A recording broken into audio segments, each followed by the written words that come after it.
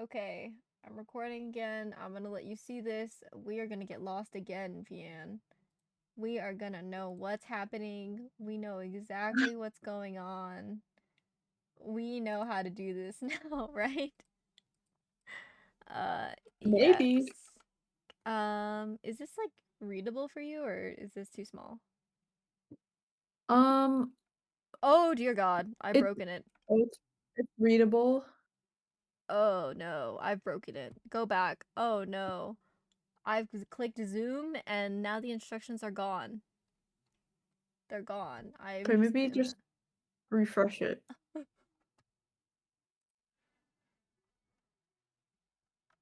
Should I zoom in now? Should I try that? Okay. Yeah, that's fine. Okay. God damn. Okay. Okay.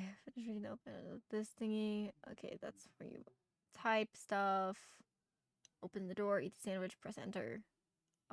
Articles aren't necessary. Open door, eat sandwiches. Okay. Okay.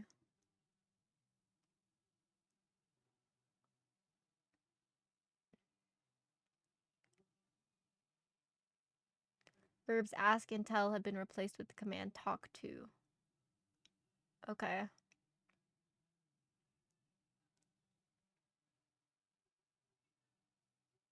Okay, so I need to use talk to.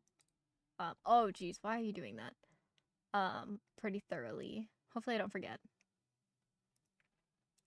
Oh, great. There's an even more expansive list of words here. Great. That's cool. I'm This might be one where I get to a certain point and I give up and I just watch a walkthrough. Um Wow, there is so much to read here. Okay. You can look at everything. There's again, inventory, look, examine, wait, quit, restart, restore, save. Main rule of thumb here is to keep your commands as simple.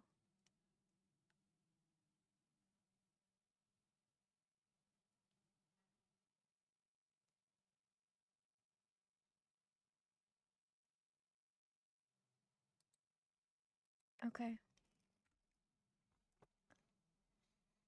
Oh god, okay. Will you read me a story? Read you a story? What fun would that be? I've got a better idea. Let's tell a story together.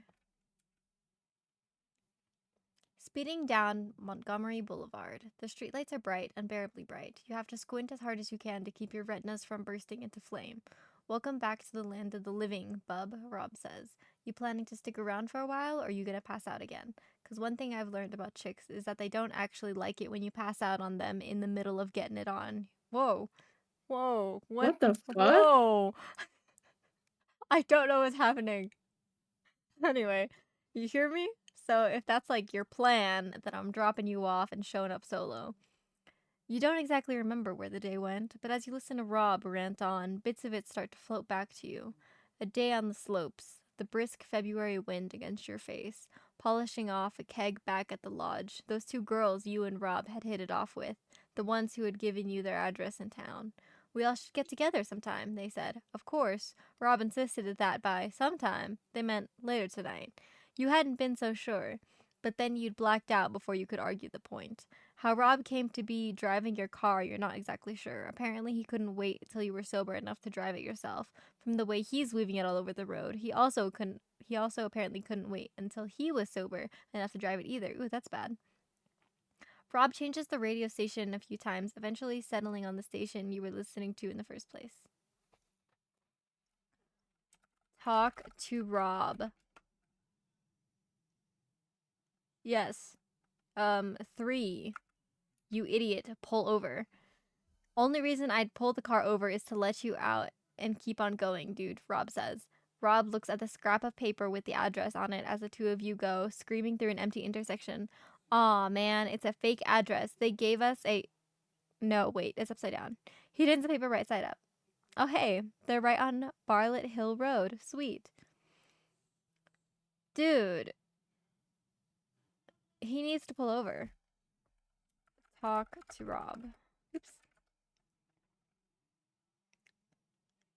Man, yeah. I mean, he's driving your car. Honestly, he should be listening to you, but whatever. Rob shakes his head. Rob, pull over and let me out. Rob shakes his head in disgust. Have it your way, dude. He says, all it means is that I get a threesome and you get a one sum. And you also get to hitch home. He pulls over and shoves you out of the car, which is yours, by the way, leaving you to brush yourself Yeah, what the off fuck? the side of the road and watch the red glare of the taillights as they recede in the distance. What a garbage friend. Number one, like putting both your lives at risk while he's driving your car is insane. And then being And, like, like, you didn't oh, get like get out. information. Yeah. Like, whoa. And like, okay, and the fact that he had passed out at like said party and then woke up to him just being in his own car being driven by a drunk friend, right? It's like, okay, so you weren't even concerned about him like being passed out or anything like that either. You were just like, ah, he'll wake up.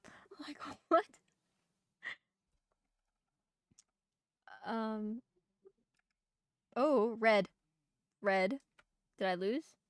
Oh, something has happened now. Okay. I don't I genuinely don't know what was happening. Um, Fuck. I don't know. I clicked X to like examine. Um, but it just took me here. Okay. Okay. Maybe it's part of the game. You are Wendy McKay? Mac A? McKay? Mac McKay? Vien, how would you say that? McKay. Hmm. I don't like it. First girl on the red planet. When you signed up for this mission, you thought that you were going to be coming to a habitable colony, meaning you can live there. See, the orbiter was supposed to drop all the pieces of the colony, the power plant, the living quarters, the greenhouse, things like that, onto the planet's surface, packed in airbags which would bounce around and then open up once they were safely on the ground. Some of the airbags were supposed to hold big trucks, which would be operated by remote control, dragging the pieces of the colony into their proper places. Your job was going to be to take a tour of the place and verify that everything was up and running. Instead, something went wrong on the orbiter and it blew up before it had a chance to drop off its payload. Pieces of the orbiter and the colony rained all over the landscape, so this has become a salvage mission. Your instruments indicate that there's at least one piece that's still functioning. Functioning means it's not broken. Oh, I don't know why I'm reading that. Your job is to find that piece or pieces if there's more than one. So you climb down the ladder of your ship and step onto the surface of the alien world. Landing site. You are standing at the base of your ship. The onboard computer selected this general area as the most likely place to find salvageable remains of what would have been the colony. The battered rust red landscape stretches out before you in every direction, pitted and pockmarked. That's a word I'm unfamiliar with. And littered with boulders. A ladder leads up the hatch of your ship. Okay. Look around. I only understand you as far as wanting to look. Okay. Look. Okay, not helpful. Um, Mm, maybe this is the time to go in a direction. yeah. North. You take a few steps to the north, amazed at how the light gravity turns each step into a great bounding leap. Near the huge tread, you are standing next to what seems to be a piece of a bulldozer or some other sort of construction equipment. It is a set of wheels, each one bigger across than you are tall, wrapped in a tread like on an army tank. You can tell it landed with some force from the ring of debris that surrounds it in a perfect circle. Okay, well, if it's supposed to be remote controlled, where's the remote? Hmm. Hmm.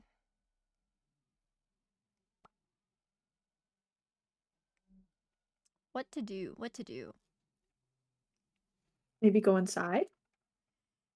Go inside. This spacesuit. That's not something you can enter. Examine? Oh, okay, that's not what I meant, but okay.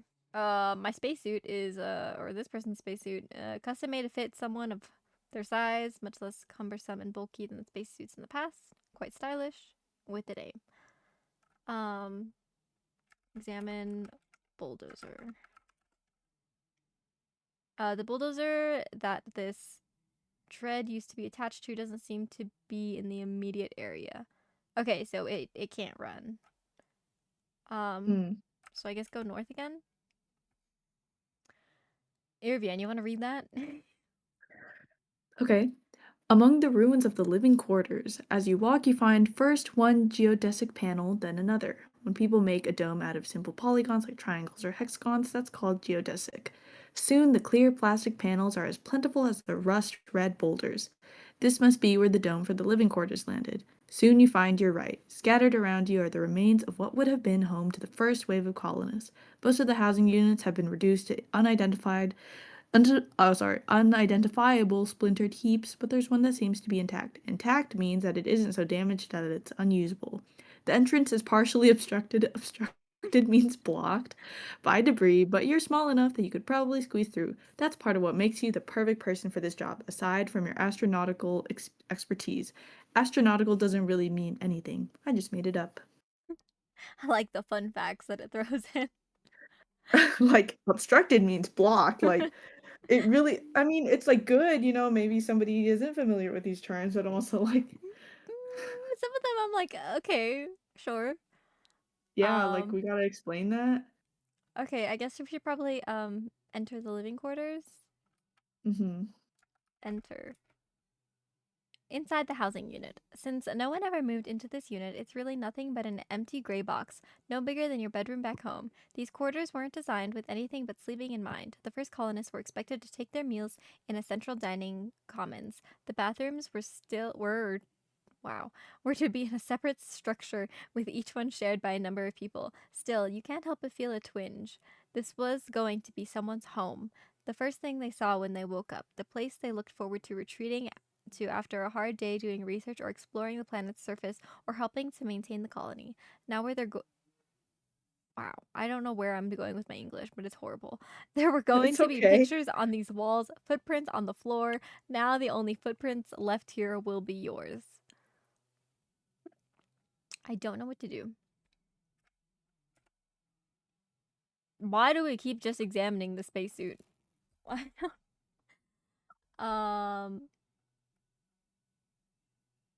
Um, leave. Okay. That is, yeah. I don't know what to do about this though. Like nothing. I mean, I don't think, cause like I don't think I could like physically do anything about this. Oh my god, okay, the power plant. Great. The power plant is in substantially worse shape than the living quarters, and considering that those were completely wrecked, that's saying something. Though the fissionable materials were specially packaged to prevent them from exploding, the Geiger counter in your suit indicates that this area is still very radioactive. I'll explain that later. For now, let's just say it's very dangerous, and you should probably be moving along. Interesting. North. Near the wrecked bulldozer, you're standing near what appears to be most of a bulldozer, maybe the one that the tread you saw used to be attached to. Oh, so earlier I only saw a tread, not the full bulldozer? I thought, Oh, okay, okay. okay. Aside from that, this area is fairly desolate. Do we think I could have carried the tread? I don't, Probably not. I mean, it's a right? Because bulldozer. I mean, it must be huge then. Um, enter bulldozer? As you attempt to climb up into the bulldozer, the remaining tread gives away and the cab of the bulldozer comes crashing down on top of Oh you. my Oh, God. only your lightning quick reflexes save you from being crushed and killed. Okay, my bad. um, You try to climb up into a fucking bulldozer and look what happened. yeah, and it just comes God. apart. It's not structurally It, sound in the it slightest. falls on you? Like, what the heck? Um, okay, look. Okay. North, I guess. We'll just keep heading north. Um, Among the ruins of the greenhouse, the colonization plans called for a central dome where plants designed to thrive in the harsh, lifeless soil of the red planet would be grown and used for food. Everywhere you look are broken containers that once held seed pods and now contain nothing but cinders and ash. Among the shattered seed pod containers, you see one single undamaged one. Um, take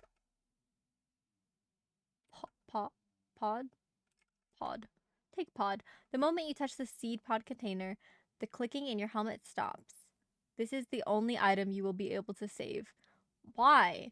Why do I only have one inventory slot?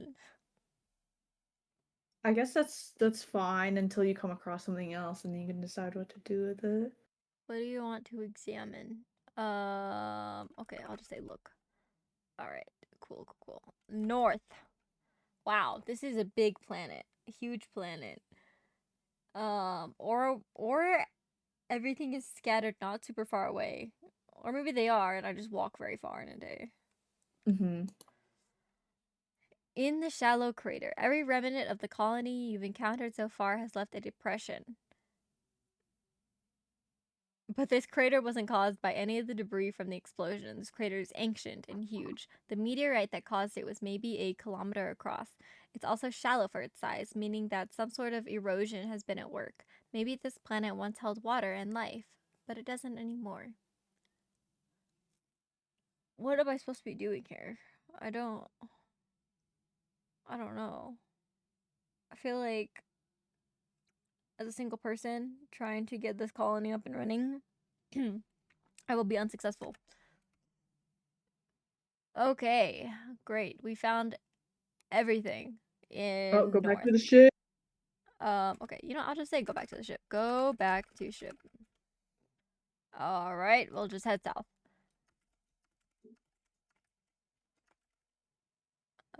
Landing site. Climb ladder. Okay, great. Gently placing the seed pod on the seat next to you, you rocket back into space, leaving the red planet in your wake. Soon, a familiar cloud streak blue ball appears on your monitors. You are home again at last. But something goes terribly wrong.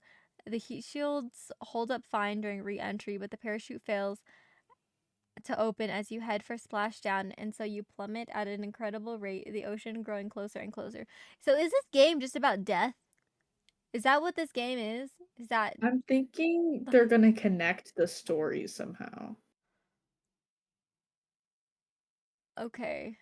Also, like, so we got back to the ship and we just, like, left again? Yeah, because all we could get was a seed pod, I think. Oh, okay. Hey. Oh, beer splash. Investigate. Ah, fine. But I do appreciate the depth of coding it has to be able to recognize that, Like it recognizes Mhm. it, but it's not going to. Um Yeah. Walk forward flash. That is either not an area or does not need to be returned. Walk. Okay. See? What? Um Listen. Now you can only hear the whir of your computer, but you swear you heard a splash a couple seconds ago. Get up. Okay. Okay. That makes sense. Apparently, we were inside. Um, in the hall, you're standing in the hallway just outside your office. Your guest Gabriel's room lies just ahead of you. The door wide open. A flight of stairs leads down to the ground floor. Do we wake up Gabriel? Yeah, go to Gabriel's room. Go to Gabriel's room. Okay. Go forward. Walk. Forward. Walk. Oh God. I don't know what to say. Gabriel's room. Oh fuck. Um, Wake up, Gabriel. Okay, you know what? Go downstairs. Who cares about Gabriel? Oh, I spelled that wrong. Anyway. Oh, As you reach the bottom of the stairs, you look through the sliding glass door leading to the backyard and feel a bayonet. Oh my god! And you feel a bayonet slice through your heart. Allie is floating face down in the pool. Oh, Allie. Oh, that's an unfortunate spelling. Um, it takes all the willpower you possess to open the door as you dash outside instead of simply throwing yourself through the glass. Wait, do we feel like a genuine bayonet slice or like rhetorical? Rhetorical. Okay. Or like metaphorical. Metaphor. Yeah, that's what. Yeah. Um. Okay. I thought we genuinely got stabbed in the heart with a bayonet. Um. We're like, oh, Like okay. In the backyard, we're dead again. your backyard isn't exactly sprawling, but it was more than big enough to accommodate a small swimming pool, which Allison was never supposed to be allowed near, at least not until she learned how to swim. Oh, okay. So it's not Allie, it's Allison. Okay. Allie is floating face down in a pool. How old is she? Gabriel pokes his head outside to see what's the matter. A a he I he cries. Rescue her from the pool. I will call the emergency. Rescue. I'm not spelling. Yeah. Okay. No, it's fine. Rescue. Oh my god. Okay, it's not fine. Rescue. Do we refer to her as Allie? You jump into the pool and in a matter of seconds have Allie safely on the cement bank, but she still isn't breathing. Gabriel comes dashing back outside, telephone in hand. The ambulances are coming, and at the same time, I have the instructions for the CPR. He declares, first, you must tilt her head back. Tilt her head back. Good. Now you must breathe into her mouth. Breathe into her mouth. Now you must press her chest. Press chest. You apply pressure to Allie's chest, and suddenly she coughs up a mouthful of water. A minute later, she's sitting up and looking around bewilderedly. Allison, you cry. Allison, baby, how many times have we told you not to go near the pool? Another minute and we would have lost you. You know you're not supposed to go near. I wanted to see. What? I wanted to see if the world looked the same under the water as it does over it. Huh? Sea blue. Blue sea? Okay, we're back to the other person, I think? Perhaps? yeah. McKay. I forgot her first name. Yeah, I don't know. Your spaceship was able to survive the impact with the ocean easily. You barely even felt the jolt. Okay, you know what, Vian? Here, you want to read this? You want to read this? My Okay. God. There's so much Yeah. reading. Impact is what it's called when things smack into each other. There wasn't even any damage unless you count the flotation devices bursting, but you should definitely count that, because without your floats, your ship sinks like a stone, down, down, down into the murky depths. You're still not worried since you can always just fly the ship right back up to the surface, except that when you hit bottom, the engines go dead. You try to restart them with no success. Fortunately, your spacesuit is watertight and more than capable of protecting you from the water pressure that would otherwise crush you like a soda can. It will have to. You're going to have to swim for it. You gather up your seed pod, head to the airlock, turn on the lights in your suit, and hope for the best. Airlock. Well, this is a first. You're standing on the door of the airlock. Usually you're firmly rooted to the floor and the door is just as firmly set in the wall, or else you're floating weightlessly and there's no real up or down. But the ship landed at an odd angle and you're not quite sure what to expect when you open the doors.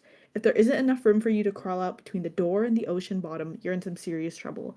The wall, or now floor, is festooned with a big blue button, which opens a door.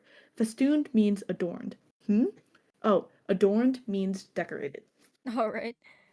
Oh man, what are we thinking? Like, Uh,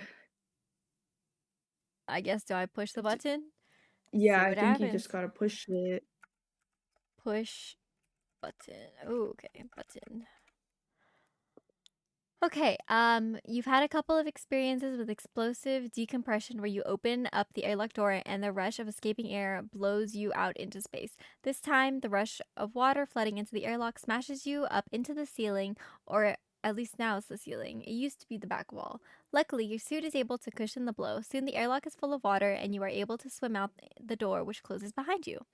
In the Great Hall. At first, you're confused. You'd expect the ocean bottom to be centimeters from the open door. Instead, you drift down, down, ever down, and when your feet do finally touch something solid, it isn't the slit of the bottom of the sea, oh, the silt, sorry, of the bottom of the sea, but a stone floor. You look up, hoping to see a glimmer of the surface. Instead, you find a stone ceiling far too high above your head to reach. And right where you might expect to find a chandelier, you see the blinking blue lights around the outside of your ship's airlock through the hole it made upon impact.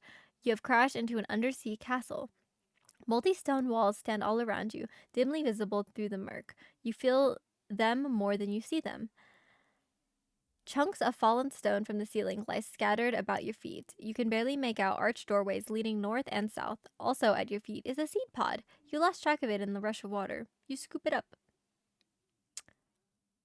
Okay. Interesting development. Mm-hmm. Um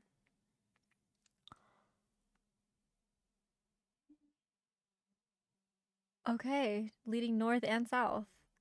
When in doubt, go north. In the keep. You are standing in the keep, a fortified tower inside the castle walls. A stone spiral staircase leads upward, but stops abruptly when it reaches the ceiling. Interesting. Why would it stop abruptly? Don't Uh, know. up. You take a few steps up the staircase, but decide not to hit your head on the ceiling. Hmm. I don't know. Is the ceiling really real? Interesting. Um, man, I don't know. Okay. Go down.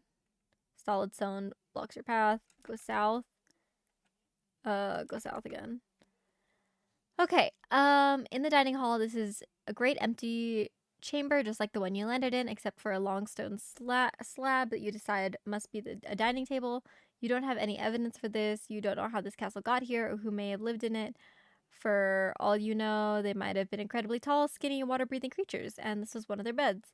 But for the time being, we'll call it a dining table. Once again, exits are north and south. South? In the throne room. This room is just as big as the others you've seen, but unlike the others, this one contains a barnacle encrusted object in the unmistakable shape of a chair. Given the place you found it and the fact that it's built into the floor, you can only conclude that it must have been a throne. The far wall features a carved out alcove that looks like it must have been a fireplace, though how one might go about lighting a fire underwater is anyone's guess. Mounted on the wall above the fireplace in an X shape are a pickaxe and a shovel. An arched doorway leads east, but is completely blocked by debris. You could also go back the way you came. Um, grab pickaxe and shovel. That is not a verb you need to use. Okay. Use pickaxe and shovel on debris. Okay. What do I say? Mm. Pickaxe and shovel. Oh my god. The debris. Okay. Is it because you need to pick it up first? Grab pickaxe. Get Okay. pickaxe. Okay. Odd. Um, the pickaxe clings firmly to the wall. You tug on it again, and this time the handle moves a few centimeters. Then you feel a distinct click. The castle begins to rumble, with a shaking most pronounced in the direction of the keep. The shovel, which was wedged behind the pickaxe, clatters to the ground, and the rumbling stops. After that, the pickaxe swings back into place. So okay, so I can't have the pickaxe, I guess. Mm. Get a shovel. Taken. Move debris. Though your spacesuit does enhance your strength somewhat, there's no way you're going to be able to move any of this debris. Okay. Um. All right, go back north, I guess. Back to the dining hall. Back to the great hall. In the keep, fortified tower. Oh, the stone spiral staircase. Go up. Um. Approaching the surface, you start up the stairs, the mark gradually diminishing as you come closer and closer to the surface. But just as the sun starts to resolve from a general glow into a specific bright blob above you, a vicious rip current pulls you off the staircase and drags you further out to sea. The sheer power of the current throws you for a loop. You thrash in vain against it, crying out in frustration as your muscles begin to cramp from the effort while you continue to be dragged further and further out to sea. Finally, you try swimming parallel to shore, which is what you're supposed to do, and that frees you from the current's grip.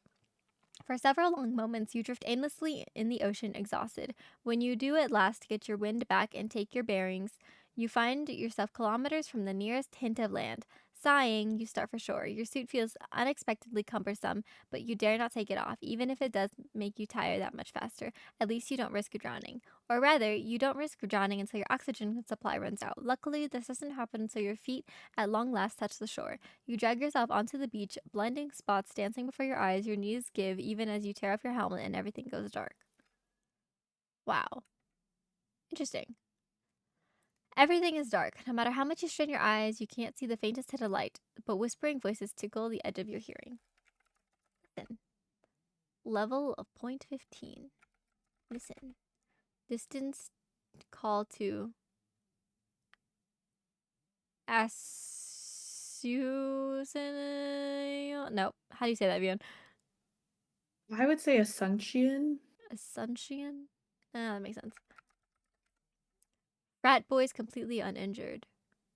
Oh, hey, is that the dude, the Rob? Husband has an Yeah. excellent. Oh. Oh, at least she didn't suffer. Oh God. Okay. Oh, okay. Vending machine ate my dollar. No longer in darkness. Light flickers before your eyes. At first, you don't see anything familiar, and then suddenly Linda is there at your bed. Who is Linda? You are in a hospital bed. Oh. Wait, what? You start to ask. Shh, Linda says. You need to save your strength. The doctors say you'll be fine, but it'll take some time. But how? The effort to speak, become too much. Is that right? The effort to speak become No. too much, and you have to rest for a moment. How?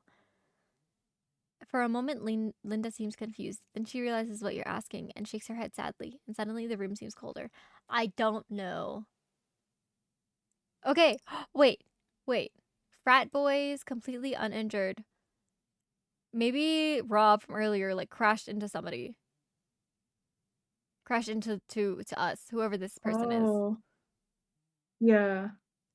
And then maybe there was somebody else in the car with us as well who died. And you're like, "Oh, is she okay?" And then Linda's like, "No." Yeah. Oh, level of point 15, so that was Oh, his alcohol yeah, his level. alcohol level. I don't know what this is. Frat boy's completely uninjured. Husband has an excellent. Maybe we're the husband. At least she didn't suffer. So maybe Yeah, I think so. perhaps the wife. She fucking died, like, on impact, maybe. Oh, gold. Oh God. Okay, here, Vian, you read that.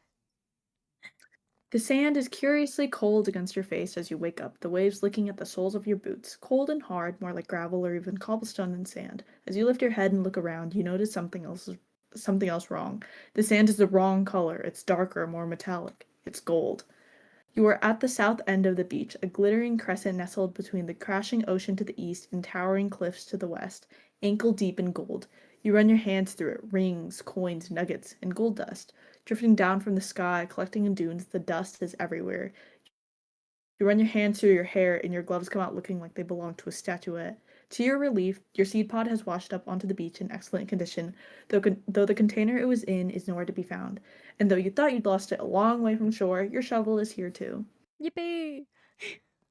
Yay! Okay. What do I do now? Ankle Do we have deep to in gold. say like So we gotta get ourselves out. pick up the So get shovel. maybe with Your head swims for a moment. You still haven't fully recovered from your struggle okay, against the ocean. I guess rest or like sit or something. Sit. You don't even want to sit on. The beach. Beach. You dump into a golden dune, raising a cloud of gold dust that sends you into a very expensive coughing fit. Okay, well, I don't know. Get shovel taken. Dig. Dig out. I thought we were stuck. It says we're ankle deep in gold. Are we just not stuck? Can I just walk? Can I just get up and walk? Okay, Yeah, I think walk. so. I think you like Okay, yeah. North. Um, on the Golden Beach. You are right in the middle of the Golden Beach, which stretches off to the north and south. Something wooden is buried in the sand at your feet, but it's buried so deeply that only a corner of it is visible. Dig out. Dig. Dig. Okay. Oh, there you go. You dig for a few minutes and seem to be making good progress when suddenly the handle of the shovel snaps off. What a weak shovel. Apparently, at that time, underwater okay. weakened it. Oh, okay, whatever. Um, luckily, you no longer need it. You've done enough digging that you're able to grab the wooden object and pull it loose. It's a treasure chest, a tiny one. What's more, it doesn't seem to be locked. Do we open it? We better die. Open. What do you mean? Okay, whatever. Whatever. It's fine. Opening the container reveals dirt. Someone must have found this very precious, which makes sense. It was buried in a place where gold was everywhere, and so it wasn't especially valuable. Dirt, on the other hand, seems to be quite rare around here. Since it's so scarce, it's worth keeping safe. Oh wait, did we grab the Or wait, what was I? The seed pod? Yeah. I Okay. don't think Is so. it? But is it like recoverable? Is it okay? The seed pod has been washed up in excellent It's in condition. excellent condition. Okay, but the container is nowhere to be found. So what do I do? So put it in the chest. Then I have to carry the chest. Okay, Mm, fine. Put um seed in dirt. Um Place seed in dirt. Get dirt. Oh, get dirt. You took the dirt out. If you took the dirt out now, you wouldn't be able to get it back in. That's not a risk we're taking, at least right now. Plant seed. Did I not get the seed? do you need to get the seed? Get seed. What? Look. Golden Beach stretches off to the north. Treasure chest, which is some dirt and a broken shovel here. Do I just not have it? Inventory? No, my seed. Where is? Oh, no. Find the seed. Oops. Oops. My bad. Um, I don't know what to do now. Look for seed. Go back? Go back. Nothing. Um, Carry chest. Taken. Okay. Let's go back south. Yes. Okay, there we go. Get Oh, okay. seed. Taken. Okay. Plant seed. Open chest. It's already open. Great. Great. Okay. Alright. That's cool. What if I close the chest? Is that... Oh, that's nice. I wonder if that'll have an impact later. Alright. Let's just head north, I guess. Alright. On the Golden Beach. You are at the north end of the Golden Beach, which stretches off to the south through the cliffs to the north.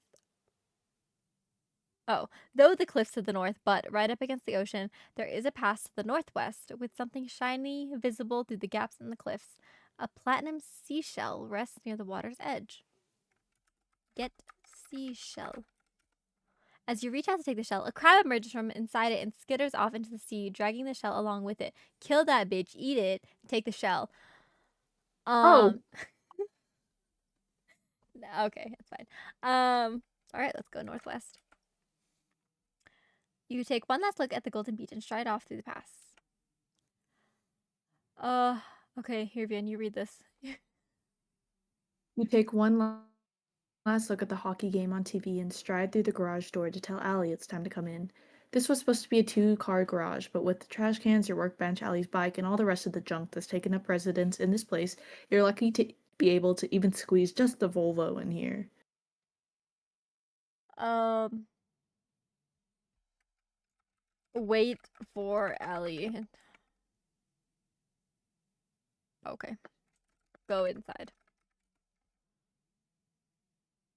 Huh? What? What? I don't... What do we think the move is here? Um, North.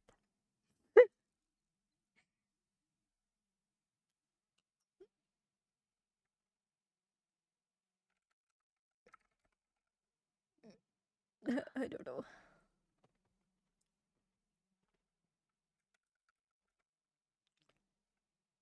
Um, okay.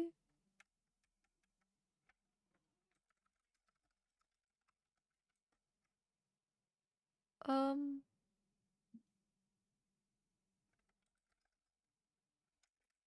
leave? Okay.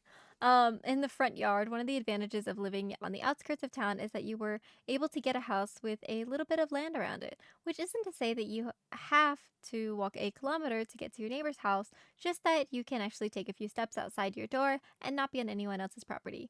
Allie is sprawled on the front lawn, gazing up at the stars. Hi, Daddy, she says. Hey, how come the night sky is dark? I mean, with all the stars in the universe, if you look in any direction, wouldn't you eventually see a star? Yes. Fine. Talk to. Yes. Fine. Talk to Allie. Ooh. Tell Allie about inverse square law. Tell Allie about crystalline spheres.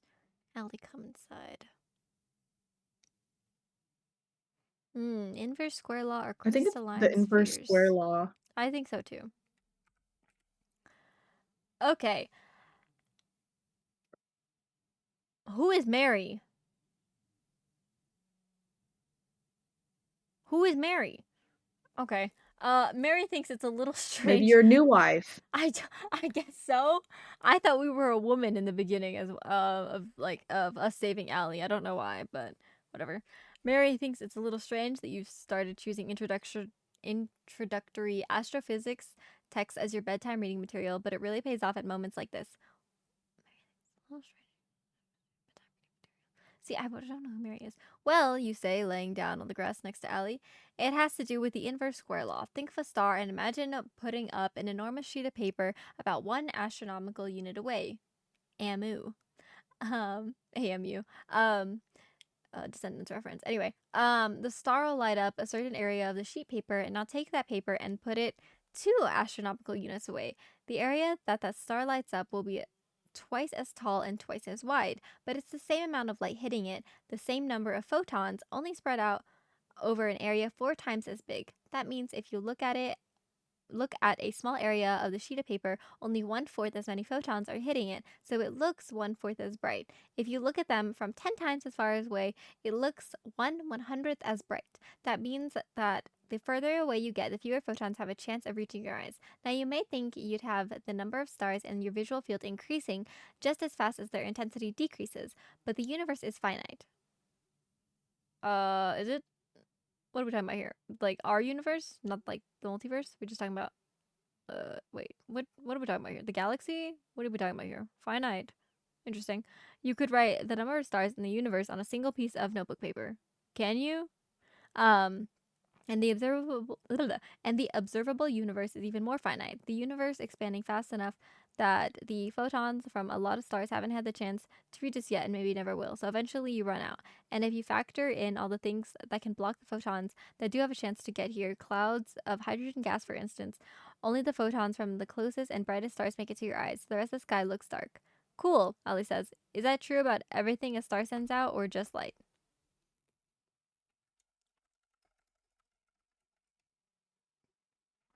We will tell Ali about the solar radiation.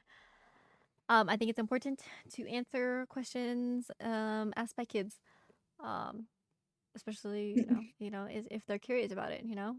Um, well, you say a star doesn't emit a whole lot except light. If by light you mean photons, which can range, that's they also give radiation, but okay. Uh, Okay. Anyway, whatever. Okay, sure. Sure, man. If by light you mean photons, which can range anywhere from radio waves to X rays and beyond, then there's the solar wind, which is mostly protons. Then there are neutrons, which go through pretty much everything. People have collected huge pools of gallium, put them deep underground, and turns out that 30 tons of the stuff, 30 tons, will catch 1 neutron a day.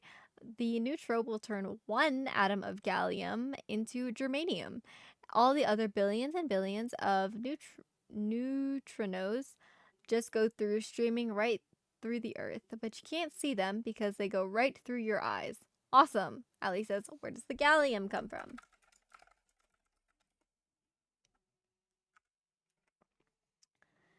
Good question.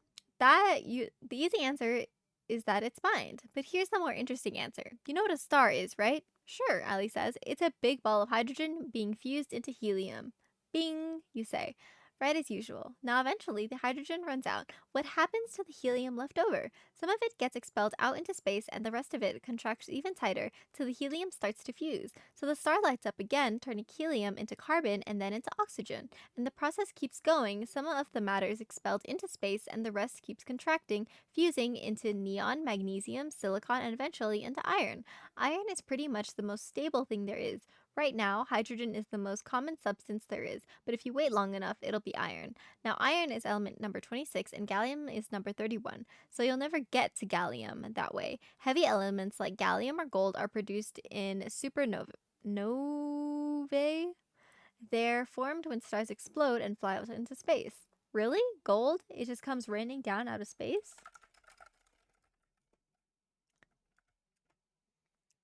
We are educating this child. Um, Yeah. Maybe indirectly, you say, see, the newly formed heavy elements fly out. Okay, but like, see, these moments though is what's gonna like have like this child be like super into learning, super, potentially into like space exploration and stuff like that, or maybe just science in general. Okay, so you know what? It's important to Wait, foster. maybe wait, I don't remember her first name, but No, it started with a was W. the astronaut Allie?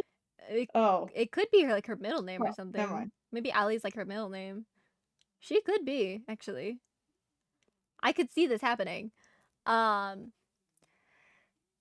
See, the newly formed heavy elements fly out into space and collect in gravity wells, start clumping together. Some end up inside new second or third generation stars, while others get locked up in planets only to get dug up a few billion years later and used for neutrino detection or jewelry or coins. Of course, gold is used in coins because it's valuable, and it's valuable because it's rare, and it's rare because, well, to a certain extent, it's the luck of the draw. If you look at a chart of the elements in the Earth's crust, it turns out that iridium.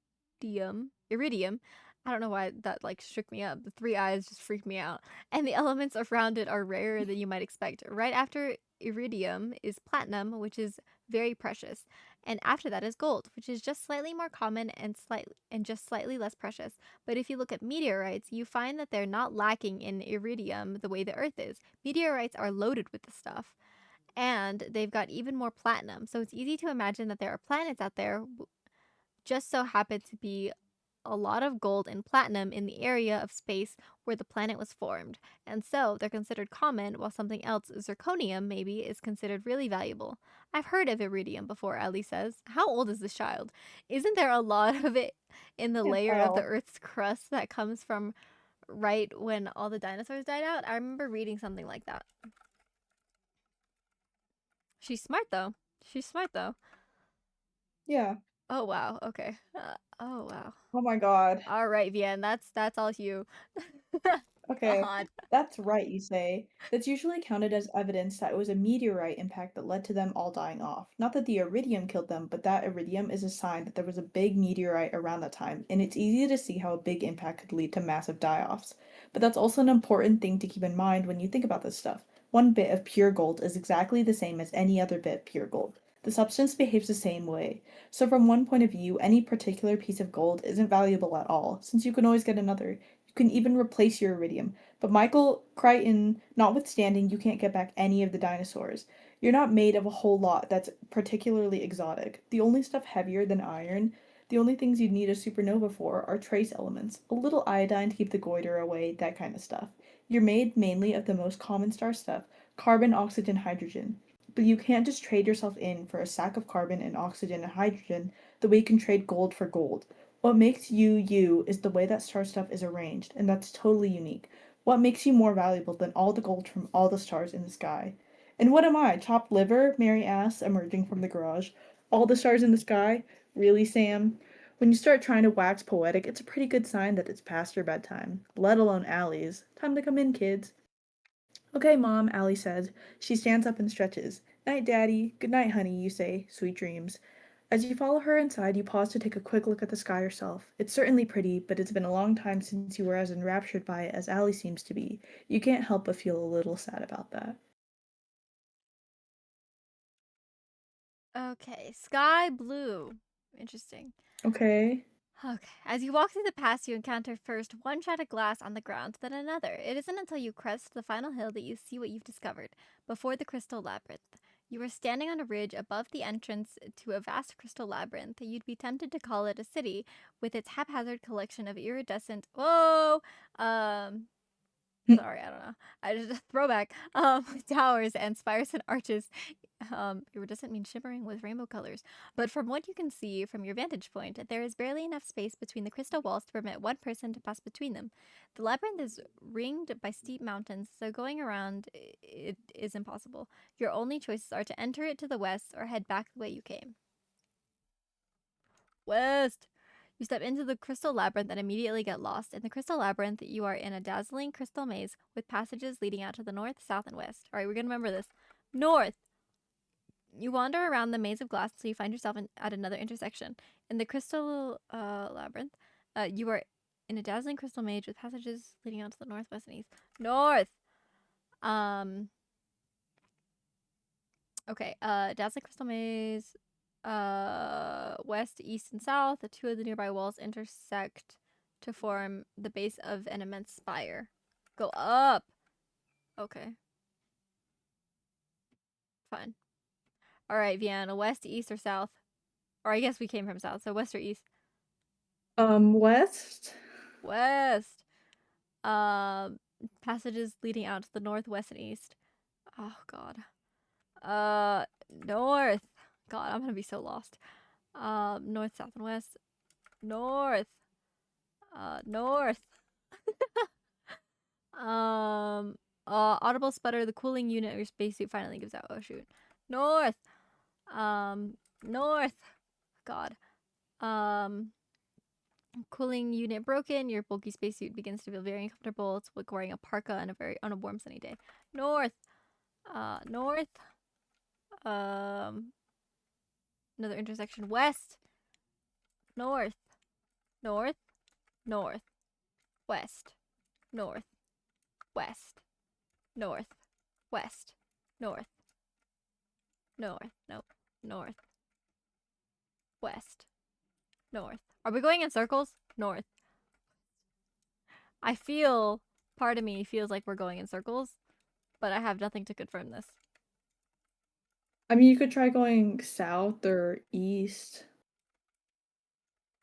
But what if I'm escaping right now, Bian? What if I'm doing I have it? no idea. You know how like you're supposed to follow like the left wall of a maze until you get out? That's that's uh that's my goal here. Okay. Let's go east. I'm already lost, so there's no way I can go back.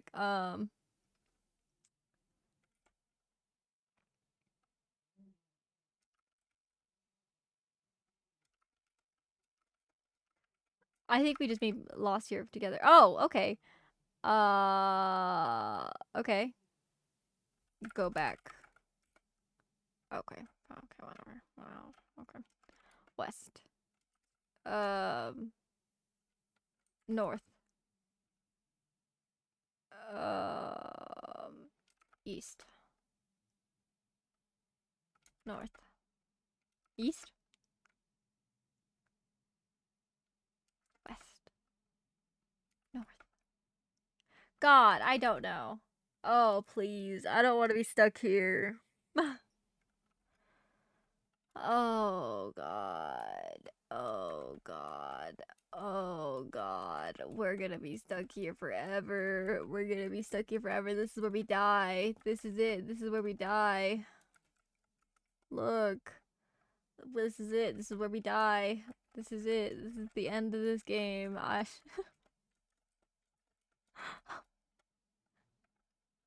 Uh,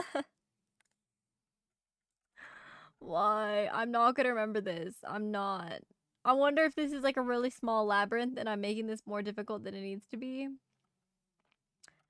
I mean, Uh, it's a maze. Like, it's oh confusing. God. Oh God. North, west, south, west, north, west, North, west, north. Oh god. South, west, west,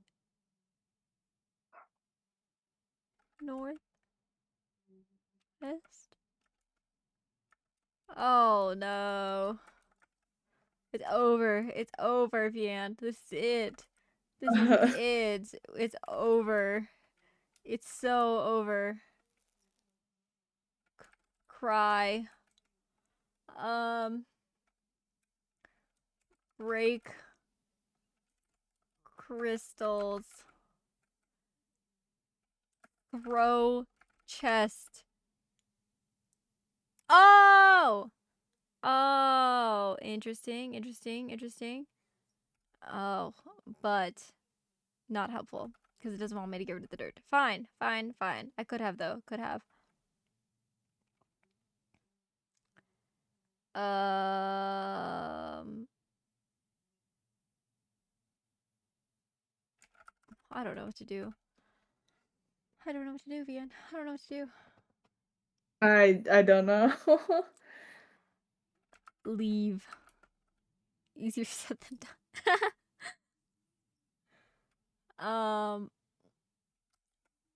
West, east, south. Interesting. Uh,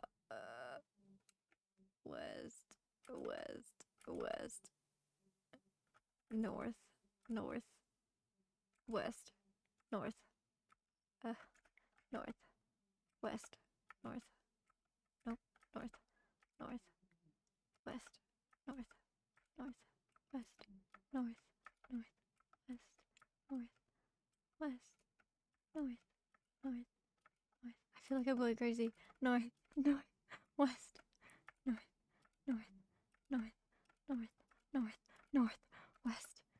God, we are lost. We're lost. We're so lost. We are lost. Um, Crystal Labyrinth. What is this? Photo, Photopia, photo, Photoopia. Wait, Pian, how would you say this? Photoopia? Photopia.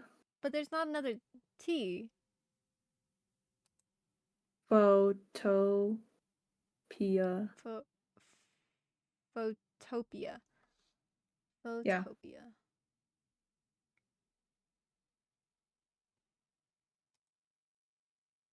Now, I'm trying to find spoilers about this Crystal Labyrinth.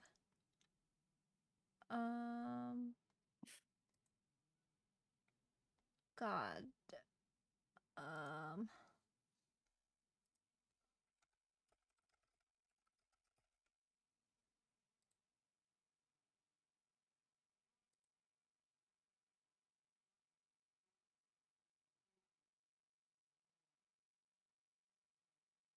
Oh my god.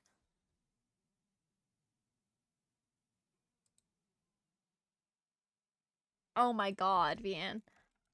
It Mm. was the spire. It was the spire from earlier. I could have looked at the spire and just left. Oh. But now what? Now it's just so far gone. Now we'll never escape. Now we'll die here.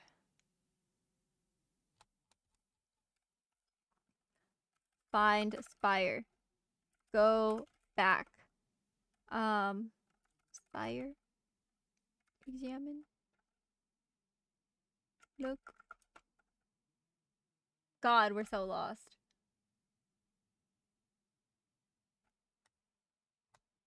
I don't know what to do now. Wait, wasn't there? I forgot. Wait, I think I can. If I type reset, I don't know if it'll take me like all the way out. Okay, I'm just gonna try reset, and if it resets the whole game, it's over. Okay, that's not even a thing apparently. Where is? Hold on, let me find. I'm gonna open up the game again in another. thing here and look at the instructions. Okay, if I say restart, it restarts the game from the beginning. Do we think that like it's the whole game? No. So we just think it's like this section.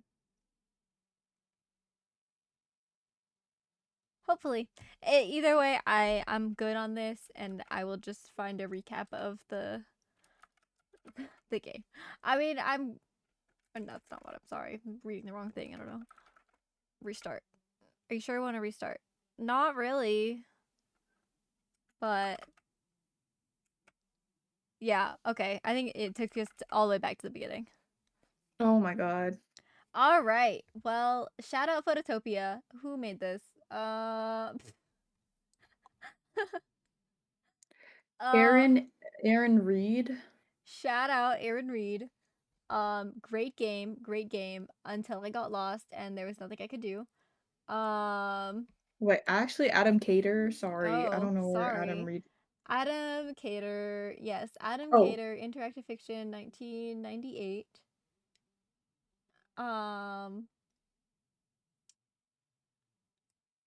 Um, great game. I'm sorry, I'm too stupid to know what's going on.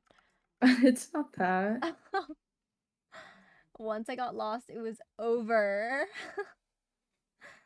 um, if there's anybody out there who is watching this YouTube posting, play it. And you know what? I should be linking these games in the description. So I will do that if I remember. Um yeah, great game. Great game until I got lost. I'll probably figure out how it ends or whatever. Yeah, that's it. That's great. We're going to end this recording here now. Say bye, Vian. Bye.